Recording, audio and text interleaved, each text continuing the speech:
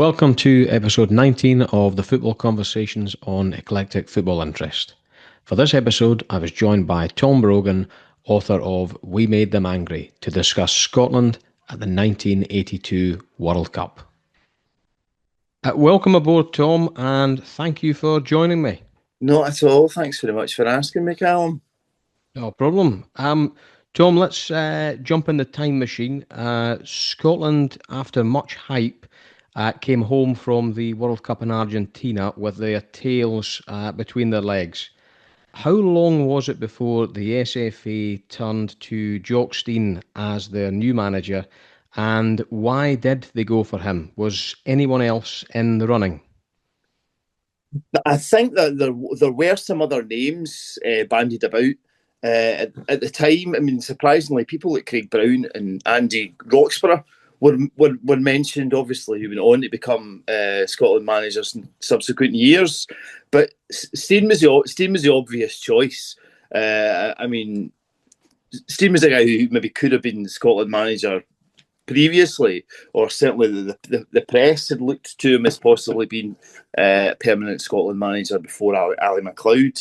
But MacLeod stayed on after Argentina, and it was only after another defeat, I think, in the autumn of '78, that he took up the opportunity to join Ayr United, which was odd because an international manager leaving for club football, a team, a lower league team like Ayr United as well. But obviously he was very well liked in Ayr.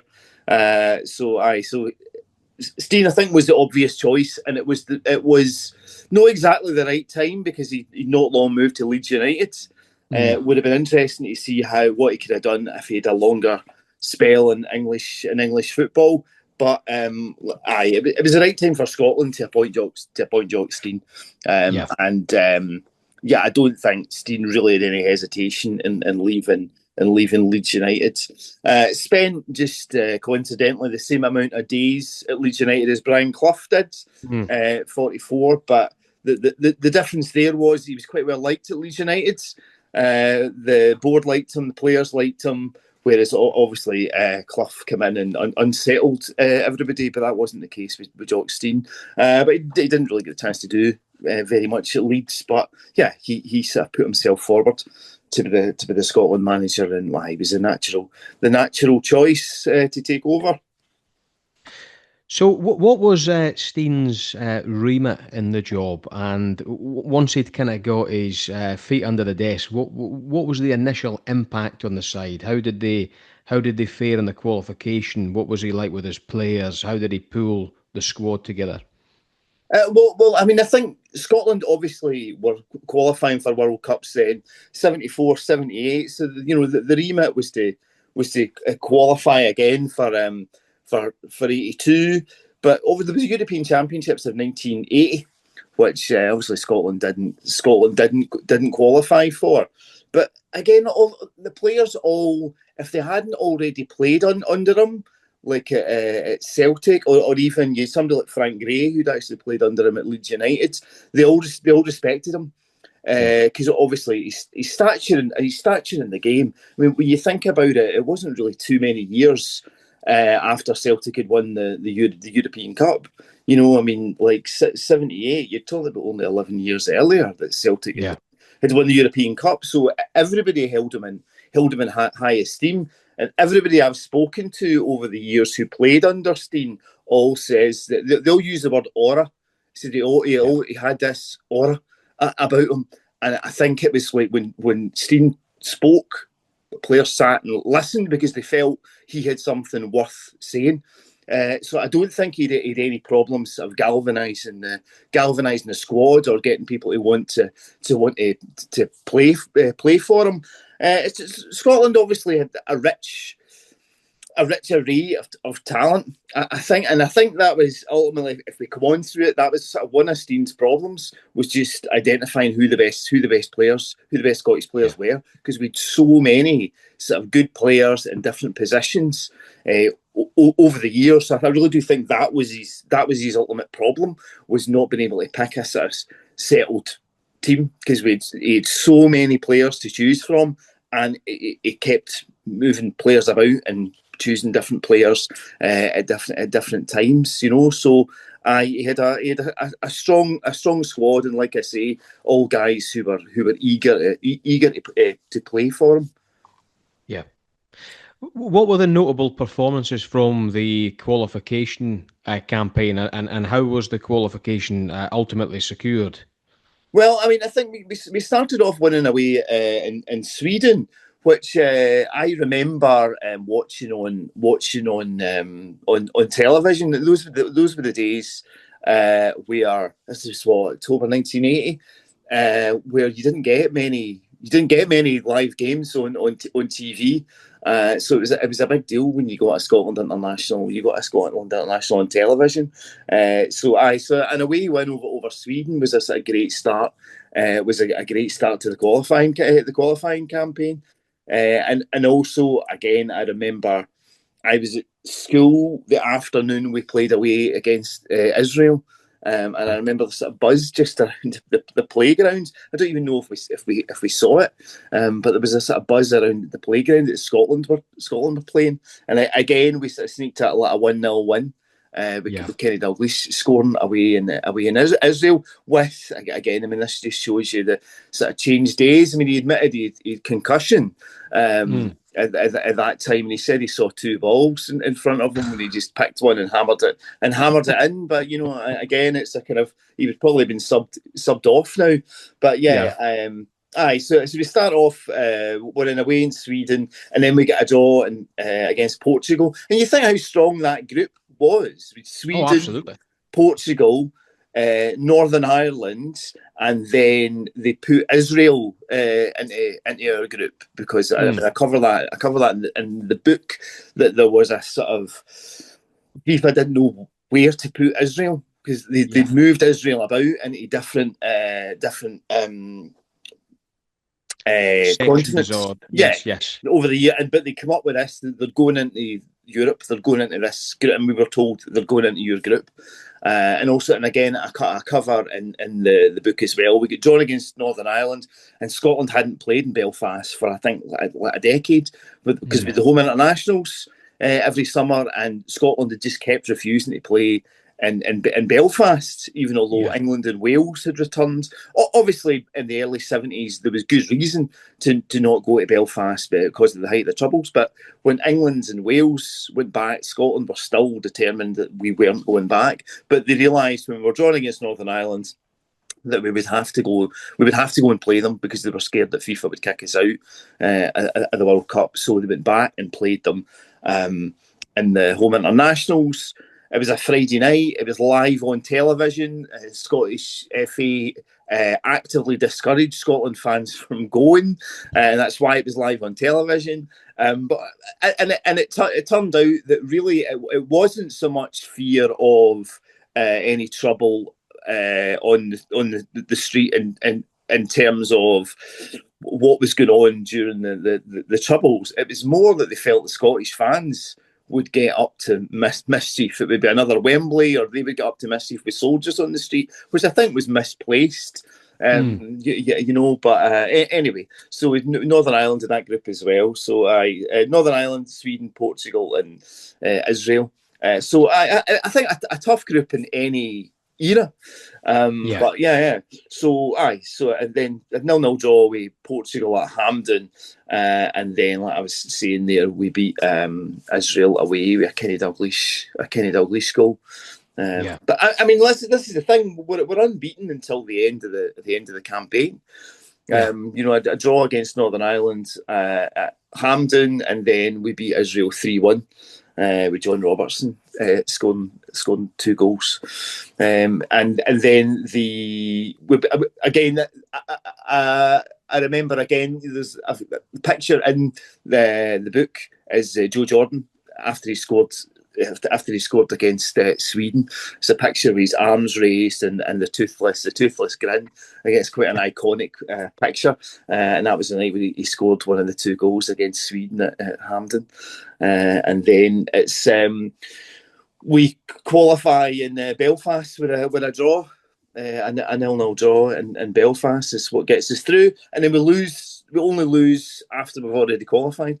Yeah. Away to Portugal, we get beat 2-1 and win the group. It's Yeah. really just when you think about that. We won the group. We didn't scrape through in second place or anything. We won the group, and Northern Ireland got through with us in second place. No, it's quite amazing. Like, see, I was shocked when I read. I didn't know anything about the qualification process before I read the book, and it is a tough group. And actually, you just touched on it there. I think we bemoan a lot of things we've lost in the modern game, but one thing we've lost that we'll never see again, which is a tragedy, is the toothless footballer. That's true. That's true. They But weren't concerned about their looks at that time, and you had, I think, was it Ronnie Simpson, the Celtic goalkeeper, who kept his false teeth and his bonnet and his goal mouth. It's a different era. As well as comb overs and all that as well. Yeah, yeah, yeah. Footballers who took their false teeth out. I mean, your book was absolutely packed with fascinating stories, but one of them actually, which really intrigued me, was that the draw was the actual draw for the tournament was somewhat farcical, with many Yeah. believing that it had been predetermined. Once everything had actually cooled down and all the balls had come out the hat and whatever, what was the reaction of players, media, fans to Scotland's group, which featured Brazil, the Soviet Union, and New Zealand? I think everybody was pretty terrified, to be honest. I think initially nobody really looked on that as a particularly good group. Just obviously Brazil and the Soviet Union, and always getting Brazil. I mean, you know what I mean. Yeah, Even now we go, no, here's Brazil again. But we'd played. Obviously, we'd been drawn against Brazil previously. In '74, we'd had a great chance to beat them. Perhaps not the strongest Brazilian side. A side that wasn't as strong as 1970, and obviously wasn't as strong as 1982. But we do 0-0 with them in '74. So yeah, it was. We knew it was going to be hard, and I think. I think and certainly Jock Stein knew that the way it was going to turn out was pretty much going to be head to head against the Soviet Union. I think that was the kind of general consensus. mm, In that era, like New Zealand were seen as the kind of the minnows of the group, and I think that's something that's kind of changed now. yeah, But then there was always felt like every group had one sort of whipping boy. And yeah, certainly in 1982, that was the case. I mean, that year, Hungary beat El Salvador 10-1 in the wow, World Cup finals, so there was always a weaker team in the group, but yeah, so I think there was the perception that New Zealand were there to be beaten. But of course, like Scotland, it was always like Zaire in '74. yeah, We didn't beat them by enough. And obviously in '78, we Iran, I mean, we didn't beat them at all. yeah, So and again, Jock Stein was learning the lessons that from that '78 tournament. He made sure he scouted New Zealand, where Ali MacLeod hadn't scouted Iran or Peru. yeah, So Jock Stein didn't underestimate New Zealand, and he did say at the time that the sort of the minnows or the rabbits, as he called them, had one good game in them, and it was generally going to be the first game. mm, That was us. So New Zealand the first game, Brazil the second, and then the Soviet Union at the yeah, end. And let's say Steven basically was under no illusions that the way it should go is we beat New Zealand, Brazil beat the Soviet Union, we get beat by Brazil. The hmm, Soviet Union beat New Zealand, and it's down to a head to head between us and the yeah, Soviets in the last game. But again, it's all about goal difference. yeah. Well, making sure we score enough against New Zealand and making sure we don't get beat by we don't get beat by much against Brazil. Well, before we actually, because I'm going to go into the games, but before we go into the actual matches themselves, I just wanted to ask you about, at previous tournaments, Scotland's participation had been under the anthem of "God Save the Queen." How did the change come about from this, dare I say, maybe unpopular ill-fitting ballad to the more nationalistic and maybe more suitable Scotland the Brave. Was this a controversial point at the time? I don't think so. I mean, there was kind of chatter about it in the newspapers, like Mm. what should we have? And again, the Scottish rugby team as well had sort of changed the anthem as well. You know, like their players wouldn't sing it, even though like Princess Anne was the patron. They felt Yeah. uncomfortable singing "God Save the Queen," and rugby circles Flower. I mean, rugby circles Flower of Scotland became an anthem, but that actually became an anthem during the British Lions tour Ah, right. because they sang on the bus. And they Mm. all sort of sang Welsh songs and English songs, and Flower of Scotland was something that just sort of struck them all as being something that they all sang together, you know. So it was actually the British Lions that where rugby started taking on Flower of Scotland. But yeah, I think Scotland the Brave was a kind of safer choice. Yeah, and it felt that. Yeah, God Save the Queen. Certainly, the Hampden crowds weren't singing along with No.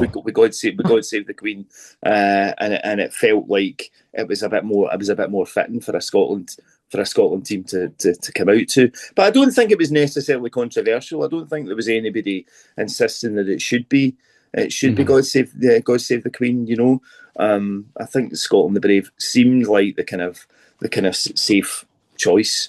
I mean, Flower of Scotland felt sort of, I don't know, controversial is maybe not the right words. You know, it's Yeah. obviously been adopted since, but you know, people do see it as having some sort of negative connotations or anti-English connotations, or but yes, Scotland the Brave was kind of settled on as being the anthem that should be played. And what about the unofficial anthem or the song, the World Cup song? How did the World Cup song come about? We Have a Dream. How does a World Cup song? How does all that come together? And how do they allocate who does what? How does that work? Yeah, yeah. Well, I mean, B.A. Robertson was quite a sort of big name at the time. He'd had a few hit singles at the time, and he was tasked with writing the song, you know, and he's roped in John Gordon Sinclair, who was obviously well known from the Gregory's Girl film at the time, and Christian, who was a great sort of Scottish entertainer all through the years, became part of it as well, you know, and then and obviously the Scotland team singing along, and I talk about that in the book as well as their Top of the Pops appearance, where it seemed that they were all half canned during the performance because they all get into the green room in the top of the BBC studios, but yeah, I mean, like I like it as a song. Yeah, I like it as a song. I think it's quite memorable. And there's a lot of good bits in it. And I think it kind of yeah, it's certainly not an embarrassing tune. But yeah, I mean, it's a kind of odd one because it's got a lot of spoken Yeah. parts in it as as well. But yeah, no, I think it was actually a hit single. Yeah. And it was I think it was a better single than a better song than England had Oh, as definitely. I well. mean, maybe we're biased, but it's definitely for me. It's one of the better ones. How serious was the prospect of Scotland, England, and Northern Ireland withdrawing from the tournament over the developing conflict in the Falkland Islands? Yeah, I think that was quite serious at the time. It sort of it was in the newspapers on a daily basis for a period that um, there was a sort of a genuine kind of uncertainty about should we really be taking part in a tournament that Argentina are in. Mm, People obviously made the assessment that Argentina were the aggressors. So why yeah, are we pulling out? Why should Argentina not be pulling out? But certainly there seemed no suggestion that Argentina were going to get thrown out of yeah. of the World Cup. But yeah, there was a lot of it, and there was a lot of again. the Conservative Party as well. There was a lot of sort of murmurings about it there. Obviously, it was the kind of era of boycotts. Like the 1980 Moscow Olympics was boycotted, and there was a sort of movement for Britain not to go to that. And obviously, the '84 Los Angeles games were boycotted from the other side, from the Russians and the Soviets. There was a lot of murmuring, and as the conflict sort of grew more aggressive, and that there was deaths in it. Again, it felt that some players were perhaps a little bit uncomfortable taking part in a tournament that Argentina were in as well. There was no, I think, had Scotland qualified, it was possible that Scotland could have met Argentina in the second stage. England couldn't have met them until either the third place playoff or the final, the way the draw worked. But it was possible that Scotland, had we get through, we could have met them. And it was something as well that Jock Stein was worried about, with the war escalating and becoming far more serious than it became, and he was concerned that it would be looked on that it was something frivolous. If the war became even worse than it turned out to be. So there was certainly a lot of chatter. I don't think that we were ready to pull out, but there was certainly a lot of chatter about it amongst the sort of three home nations. But I don't think outside of a couple of politicians that there was real sort of force behind withdrawing, and certainly the public. I don't think the public.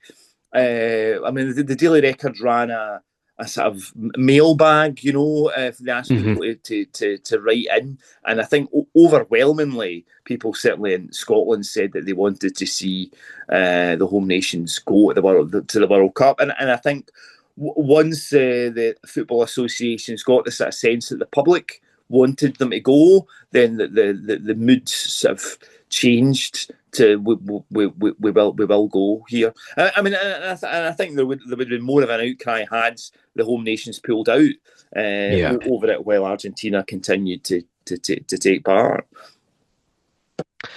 At the 1978 World Cup in Argentina, Scotland's accommodation and facilities, I believe in Alta Gracia, I may have killed that. These were hated by the players and staff, and a lot of them pointed to that as a reason for their underwhelming efforts. What, if anything, did the SFA do to ensure things would be different in Spain? Well, the '78 World Cup was a sort of learning experience, I think, for the SFA, not just in terms of accommodation, but also bonuses.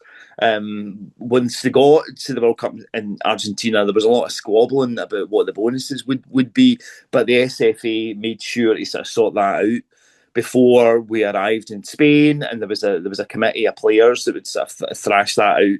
But again, they were very aware that the accommodation had to be right as well, and Jock Stein and Ernie Walker went over to Spain to look at a couple of locations, and I think they moved to, I can't remember the name of it now, it's in the book, a sort of golf resort that was run by a guy from Ipswich, I think, and they felt that was a sort of perfect location. But I think all that was taken care of ahead of time, and they were acutely aware that the accommodation in 1978 wasn't right. And also in '78, a lot of the players said as well, there was a lot of boredom as well, because they couldn't, the tennis court wasn't a proper tennis court or whatever. They had nothing really to do. There's a couple of books between them or whatever. There was, and they get sort of bored and a bit restless.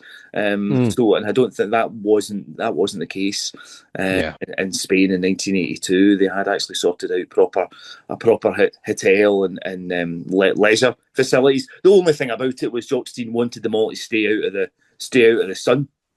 I mean, as again, I think I touched on in the book, Stein's Celtic team a couple of times had fallen foul of that. I think Jimmy Johnson had got sunburnt on a tour of America, and I think European games as well. Stephen made sure his players stayed out of the sun. So I think Gordon Strachan had said he basically couldn't do anything for Stein shouting at him to get back in, to get back inside, And I think as Alan Ruff talks about that, as soon as they got to the hotel, they sneaked out on the balcony Yeah. to sunbathe, and then very quickly they were told get back inside.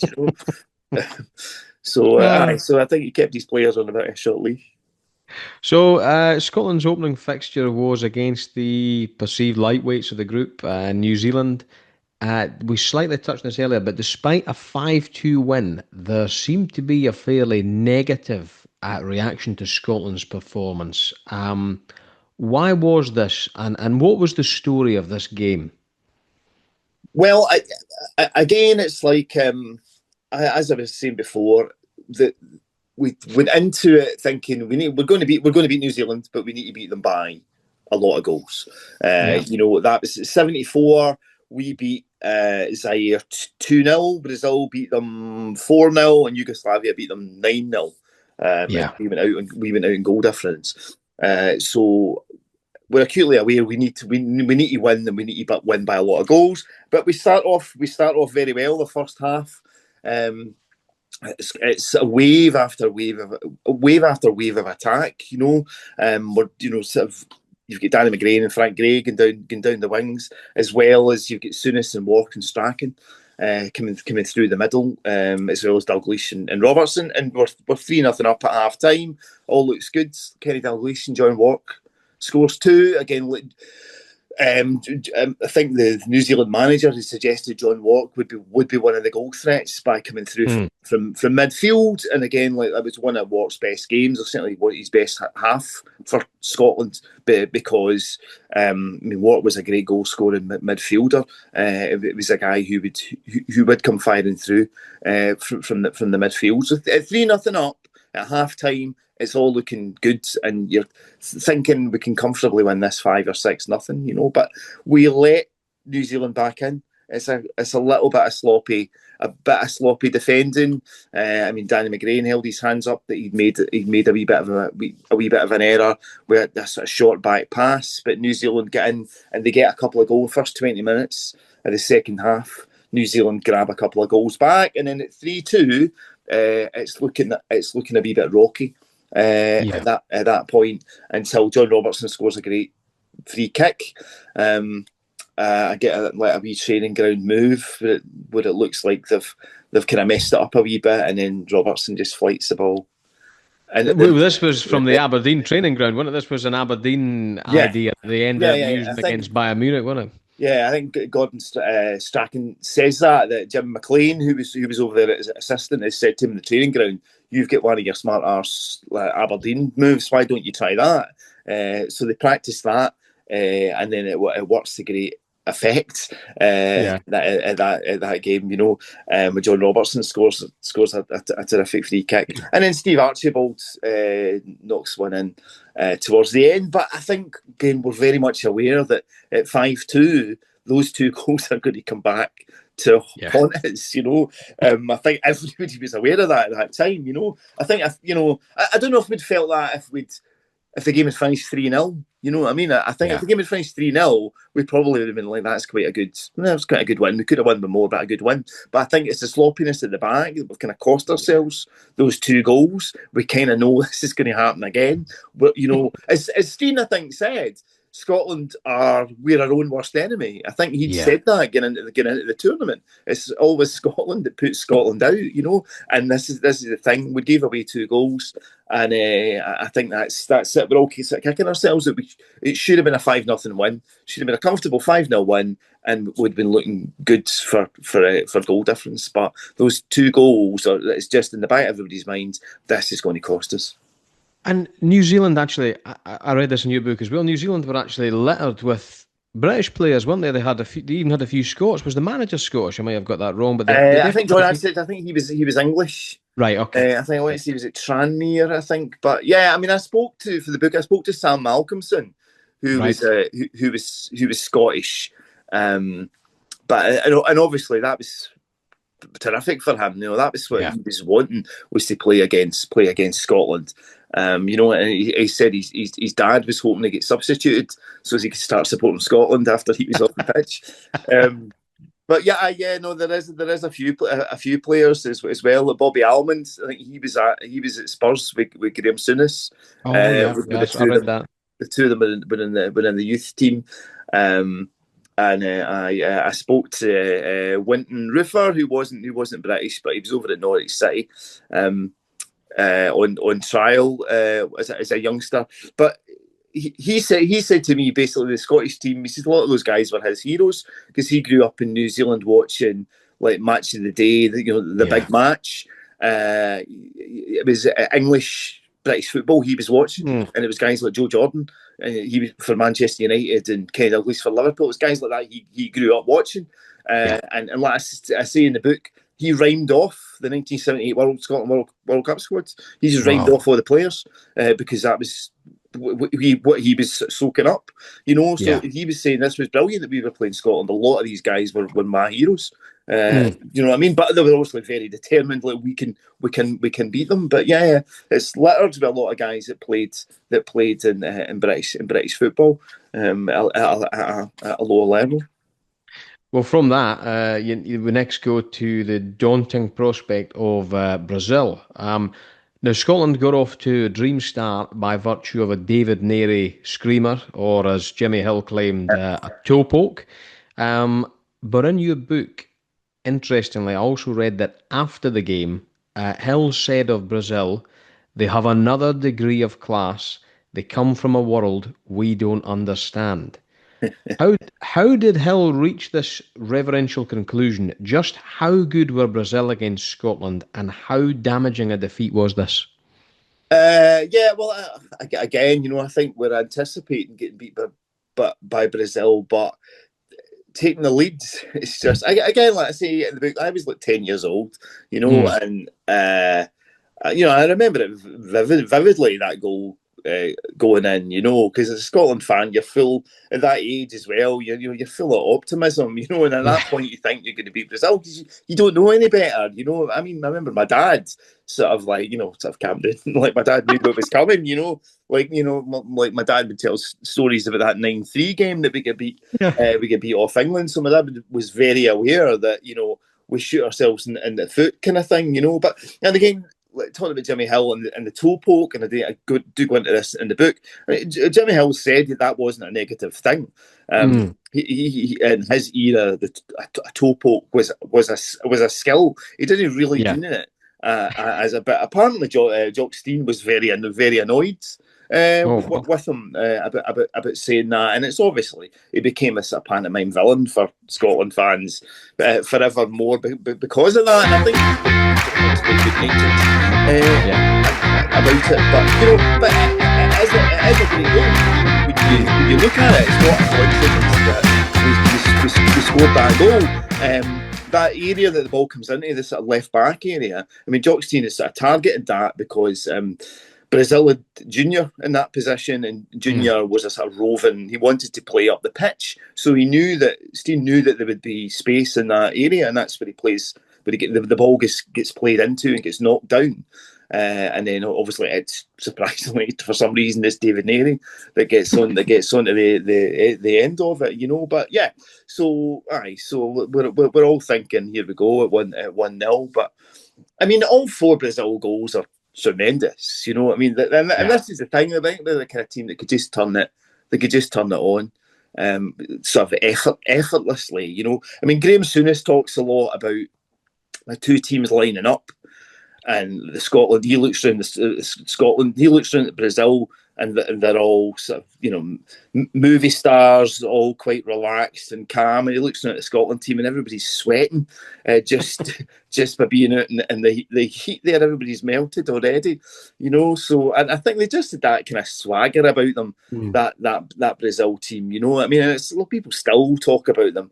About all these guys like Zico and Falcao and Eder and let's say they just did sort of unexpected things like Eder's chip over Ruff. I mean, Ruff doesn't really move for any of the goals. He doesn't really attempt to save any of them, But I mean, he says that Eder just didn't expect him to chip the ball over him No. for the position he was in, and obviously Zico scores a great free kick as well. Yeah, it just seemed so effortless for that Brazil team, and it was just all great goals Yeah. that they scored, Um, but yeah, so I think again, I say that Souness said in his career there was only two players he couldn't get near. One of them was Alan Ball, and the other one was Zico. Um, Yeah. so they were just another level for us, and obviously they've got that moniker of being the greatest team that never won the World Cup, and I think it was everyone could get behind them Yeah. for winning that World Cup. Just they were just so stylish, just the movement off the ball as well. I mean, the game that they get beaten against Italy with the 3-2. There's a great when they score one of their two goals. There's a great movement Falcao makes where he moves his body and he just turns two Italian defenders and he just suddenly goes from them closing him down to just suddenly having like yards and yards of space. And it's Yeah. just a wee movement he makes with his body. It doesn't really do anything with the ball. So they just had all that kind of stuff in spades, all that wee kind of, just like I say, wee stylish wee moves with the ball and sideways passes and just the long ball and then just eventually just bang into the net kind of thing. So I think we'd been comfortably beaten by a great team. This is the thing. But again, it's three goals. It's three goals we've lost. So Yeah. we're leveling goal difference now as well. So Soviet Union had lost by 2-1. I think Soviet Union were winning that game, and Brazil come back with two late goals again, two cracking late goals. But Soviets have only lost by one, and Yeah. we've lost by three. Yeah. So it's Uh, starting to go like that. Actually, something else I thought was really interesting that you mentioned in the book was obviously pre-tournament there had been a lot of concern about how would the fans behave in Spain and well Northern Ireland before that. Um, I seen that at that game they said that the Scotland fans and the Brazil fans mixed and sang together in a kind of festival atmosphere that we would now recognise in the modern era with Scotland fans. Was this the night that what we've come to know as the Tartan Army was born? well, that's what a lot of people say. That was it. I mean, I spoke to the late Patrick Barclay Oh for yeah. this book, and he was there, and he told me about after the game. He was drinking a glass of wine out in a bar, and he's seen sort of four people approaching, two guys with Brazil shirts on and two guys with Scotland shirts on. And as they get closer and closer, you can see that the sort of rugged, suntanned, handsome guys have got the Scotland shirts on, and the kind of wee sort of rough guys are wearing Brazil shirts. And he realises it's two sets of fans that have swapped their tops, and he just felt that was a kind of signifier of, this was it. This was the real sort of coming Yeah. together. The Scotland fans who are out to have a good time, despite the fact that we'd lost. I mean, this was obviously the era as well that English fans had the English football had hooliganism at the heart of it, and Yeah. there was that worry that whenever England get beat, their fans were going to be, some of their fans were going to be Gonna causing kick trouble off. somewhere, whereas Scotland fans were just wanting to go and have a daft laugh and have a drink and a carry on, even if we did get beat. So yeah, I mean, certainly from what everybody said, this was the kind of the match that started that, and obviously the World Cup being Spain and it being quite easy in relative terms for people from Scotland to get over there, even although as I cover it, the ticket situation was a fiasco. How you could buy Hmm. tickets was a sort of convoluted mess. But obviously, people went over there in numbers and went over there to have to have a good time. And yeah, Yeah. and the Brazil game seemed to be the sort of the culmination of that. Yeah. Heading into the final game against the Soviet Union, what was the national mood? Was it classic self-deprecation and defeatism, or defeatist, or was the prospect of a Scotland victory? Did people believe that Scotland could get the victory that was needed to progress? I think we did. I mean, I think we are kind of optimistic. It's still, even now, we're quite optimistic. Before we go into these kind of games, you know. And I think the mood was that we can do it. I mean, I think the Scottish press don't really get down on us when we're up against it like that. I think there is a sort of mood of optimism, and I think there kind of was. You know, we Soviet Union were there. We could beat them. We Yeah. had the players. We had the players to beat them. And again, as I mentioned in the book, Scotland had 6 European Cup winners in that opening game against New Zealand. There was no other. There was no other side who had as many players who'd won the European Cup. You know, just imagine that now. If we'd Yeah. 6 Champions League winners starting in the starting 11, you know. But yeah, so we had the players that could do it. The players that had the experience. Even though, let's say, Stein is shifting the team about, he is moving. Joe Jordan starts in this game. He is making changes to his team. You know, he changes the Yeah. defence, and but yeah, I think there really was a mood that we could finally do it and finally get through a group stage. You know. Ultimately, it wasn't to be, and after a 2-2 draw, Scotland exited the competition. And I suppose the big question is, who was at fault for the Russian second goal? Was it Willie Miller or was it Alan Hansen? Well, I think pretty much everybody except for Alan Hansen thinks Yeah. it was Alan Hansen's fault. But if you look at it, there's actually a collision much further down the pitch. As we're attacking, Danny McGrain and Alan Brazil get in each other's road and knock the ball out for a throw in, which is Mm. kind of forgotten about because it's like a minor error at the time.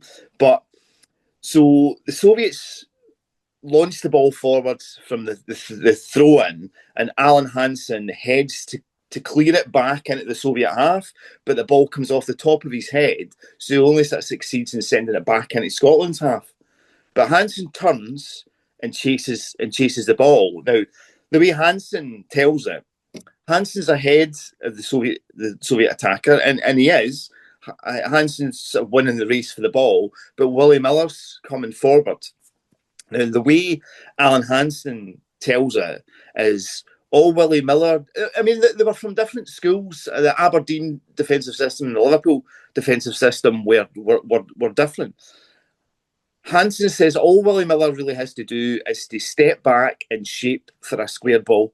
For Yeah. Hansen's winning the ball, all Miller has to do is just show for a pass, and he can square the ball back across the sort of 20 yards out from our Mm. from our defence. But Willie Miller comes forward to sort of launch the ball into the stand. And again, Hansen makes the point. We were leading a goal at the time, so we weren't looking to defend. We weren't looking to launch the ball into Rose Ed kind of thing. So he felt we were having to keep the ball into play. So he wondered why Willie Miller was coming to launch the ball out. But of course, neither of the two stop. The two of them just carry on running, and then bang, slap bang into each other. And then, of course, Shingalia runs on. Although, I don't think Alan Ruff covers himself in glory either, you know. So Mm. Ruff goes down like he spotted a £5 note in the grass, you know. I mean, Ruff said that he thought he wasn't getting the ball, so should he pull the man down and give away a penalty? But I don't even think he get close enough to doing that. So Ruff goes to ground, and then it's 2-1. But yeah, Hansen will get the blame of that for forever and a day. And obviously, like Willie Miller, says Hansen should have got it his way. Yeah. I think everybody says it was Hansen's fault, but Hansen Yeah. insists it wasn't. Willie Miller said if it was him and Alex McLeish, that would never have happened. Yeah. Because they knew the way each other played, and Yeah. McLeish wouldn't have been doing that. But Hansen said had he been playing at sweeper, it wouldn't have happened. Yeah. Because he wouldn't have been running towards the ball coming out of that sweeper position. So but Hansen's always going to get the blame for it, I think. So, what was the fallout from the tournament? Who came in? Who came in for criticism? There's often a lot of finger pointing after these kind of national tragedies. What was the fallout? Well, I mean, I think I don't think. I think it was that thing, it's goal difference again, and it's kind of another sort of, triumphant, sort of, we were so close kind of Yeah. thing. It wasn't a humiliation, but we were just, so near, but yet so far. A few players don't play again for Scotland. I mean, it's Mm. Joe Jordan's last international. Alan Ruff does play another couple of times, but that's the end of his career as Scotland's undisputed number one. He does Yeah. play another couple of times. His final cap comes the night Jock Stein dies against Wales. But Jim Leighton becomes the number one goalkeeper after this game. Danny McGrain retires from international football, although I think apparently Stein had asked him to stay on for his experience in the European qualifiers. But Danny McGrain doesn't play again for Scotland. Asa Hartford, that was his last 50th cap he got during that tournament. He doesn't play for Scotland again. So there's a few changes come into Yeah. the national team.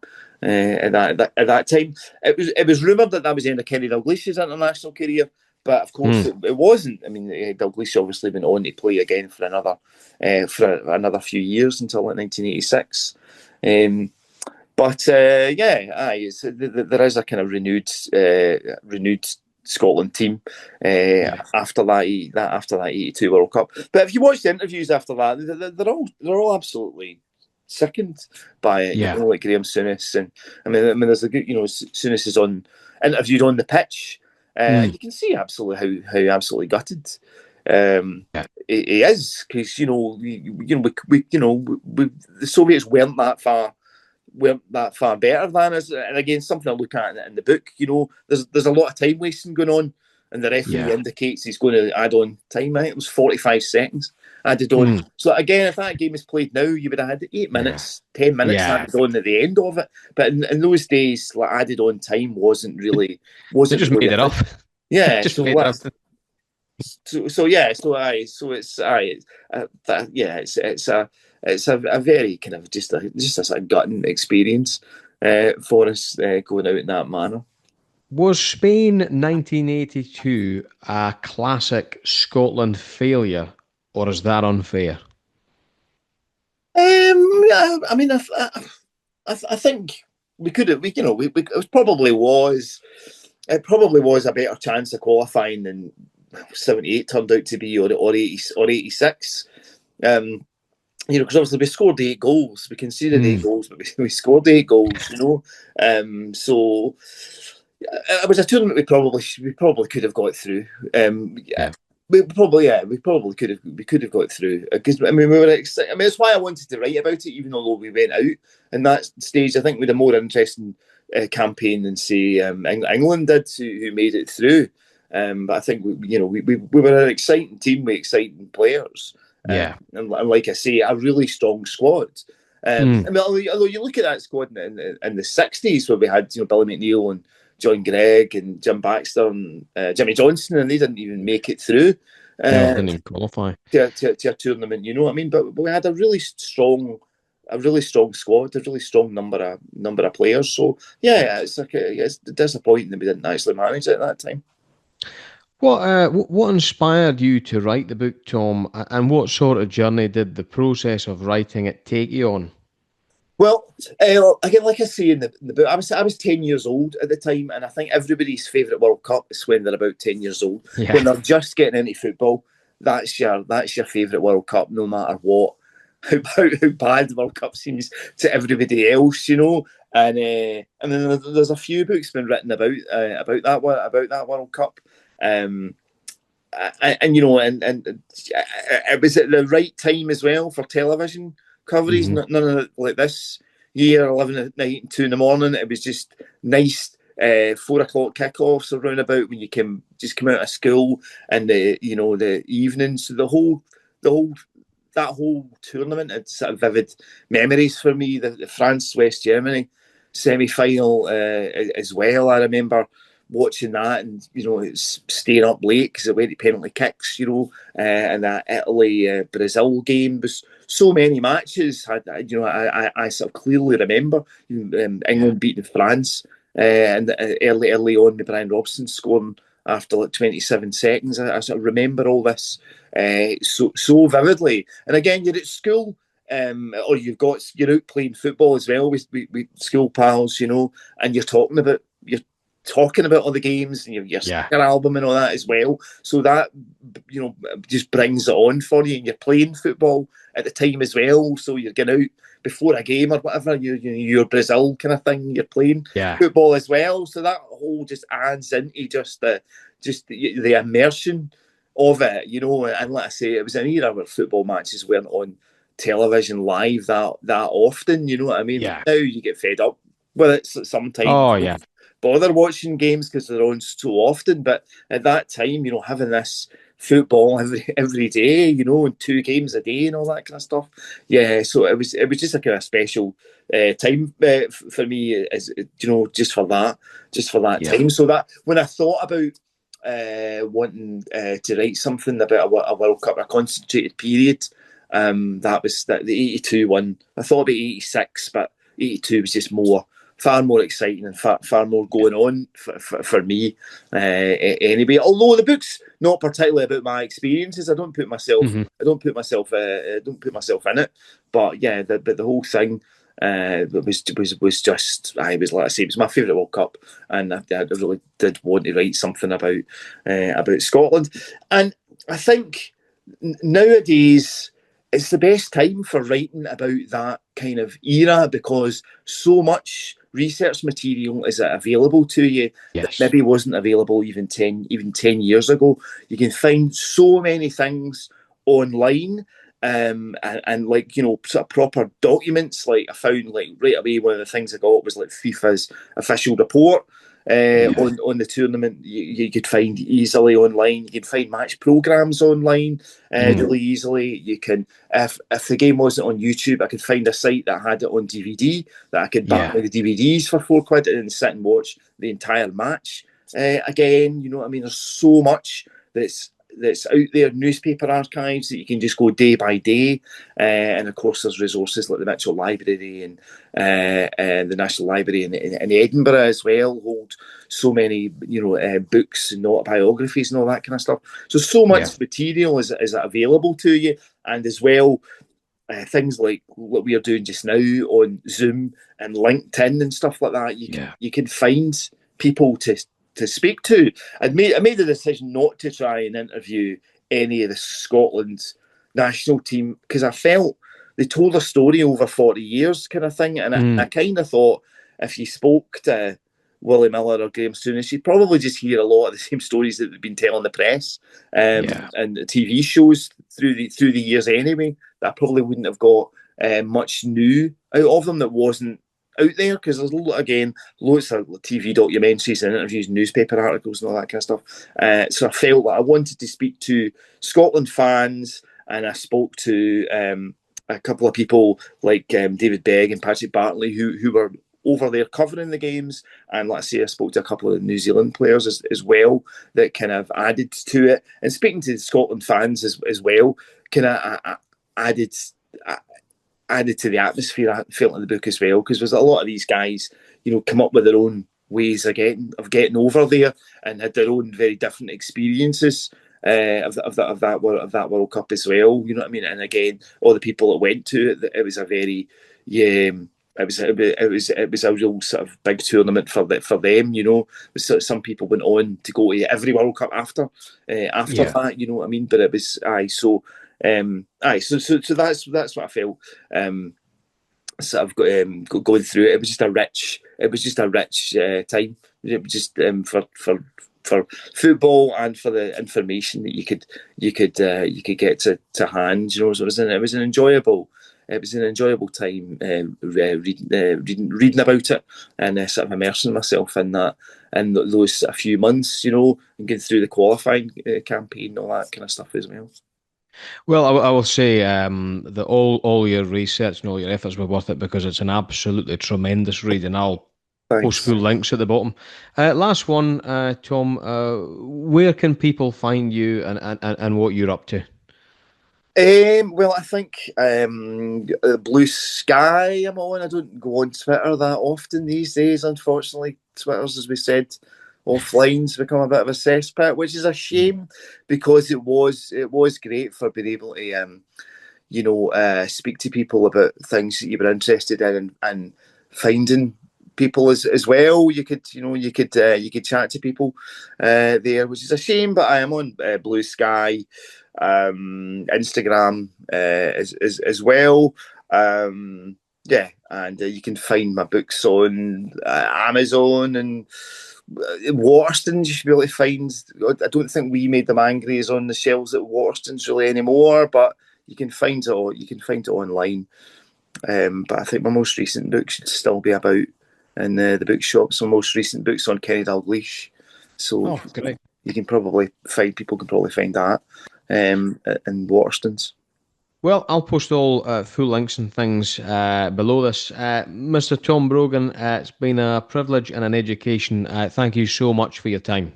No, thanks very much, Callum. I appreciate you having me on. I enjoyed the podcast. Like I said to you before, I heard the your chat with my pal Andy, which was great. So more power to you. Hope you keep going on with it. No problem at all. Thanks. Right, cheers, Callum.